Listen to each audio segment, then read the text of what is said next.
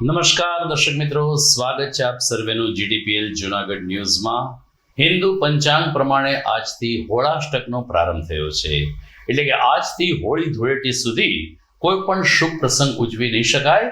આ દિવસોમાં માત્ર ને માત્ર દાન પુણ્ય કરવાનું હોય છે ને ધાર્મિક વિધિ કરાતી હોય છે, પરંતુ વાસ્તુ, લગ્ન, વેવિશાળ, ઉદ્ઘાટન જેવા કોઈ પણ શુભ પ્રસંગ હોળાષ્ટકમાં નથી થતા।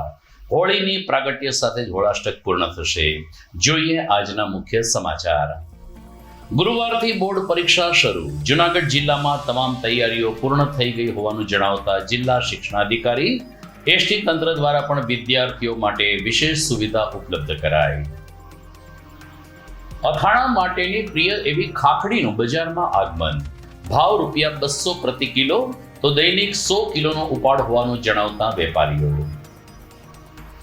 કાળવા ચોકથી સેજના ઓટા સુધી અત્યંત આધુનિક અને આઇકોનિક રોડ બનાવવાની કામગીરીનું ખાતમુહૂર્ત।